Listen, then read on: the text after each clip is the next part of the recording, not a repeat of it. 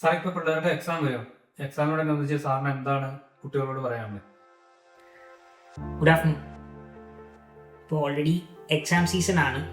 നമുക്ക് ഇപ്പോൾ ജാനുവരി ആയില്ലേ, 2026 ജാനുവരി ആയി.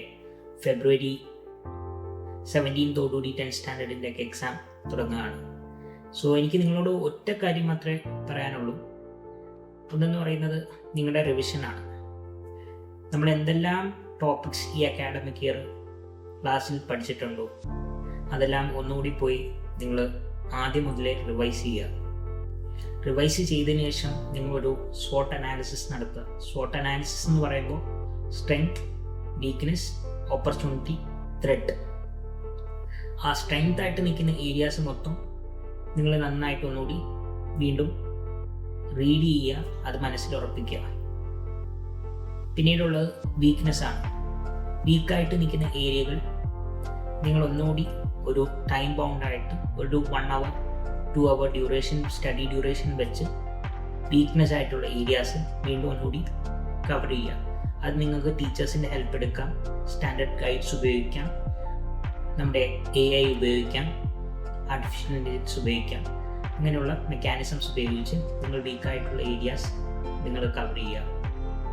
പിന്നെ നിങ്ങൾക്ക് ഓപ്പർച്യൂണിറ്റി ഏതാണോ നിങ്ങളുടെ മാർക്ക് സ്കോർ ചെയ്യാൻ പറ്റുന്ന ഏരിയാസ് നിങ്ങൾ വീണ്ടും ഒന്നുകൂടി ഐഡൻറ്റിഫൈ ചെയ്യുക.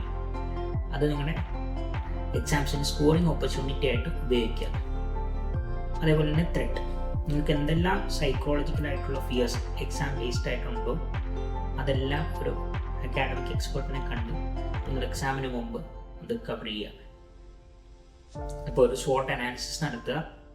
നിങ്ങൾ ഒന്നുകൂടി ഒരു 2 hour ഡ്യൂറേഷനിൽ എല്ലാ ടോപ്പിക്സും ഒന്നുകൂടി കവർ ചെയ്യുക. പ്രധാനമായിട്ട് നിങ്ങൾ ശ്രദ്ധിക്കേണ്ടത് മാത്തമാറ്റിക്സ്, ഫിസിക്സ്, കെമിസ്ട്രി, ബയോളജി. ഇതിന് ഒരു സ്കെഡ്യൂൾ ഉണ്ടാക്കുക, നന്നായിട്ട് നിങ്ങളത് കവർ ചെയ്യുക. പിന്നീട് നിങ്ങൾ പോകേണ്ട മെയിനായിട്ട് നമ്മൾ ചെയ്യേണ്ടതെന്ന് പറഞ്ഞു കഴിഞ്ഞാൽ റൈറ്റിംഗ് പ്രാക്ടീസും മോക്ക് ടെസ്റ്റുകളുമാണ്. നല്ല രീതിയിലുള്ള ക്വസ്റ്റ്യൻ പേപ്പേഴ്സ് എടുക്കുക, അതിനെ വർക്ക് ചെയ്യുക. നിങ്ങൾ എക്സാംസിന് നിങ്ങൾക്ക് ഏറ്റവും കൂടുതൽ നിങ്ങൾ ത്രെഡായിട്ടും വീക്കായിട്ടും നിൽക്കുന്ന ഏരിയാസിലെ ചാപ്റ്റേഴ്സിൻ്റെ ക്വസ്റ്റ്യൻ പേപ്പർ എടുക്കുക, അത് വർക്ക് ചെയ്യുക, അത് കോൺസെപ്റ്റ്സ് അപ്ലൈ ചെയ്യുക.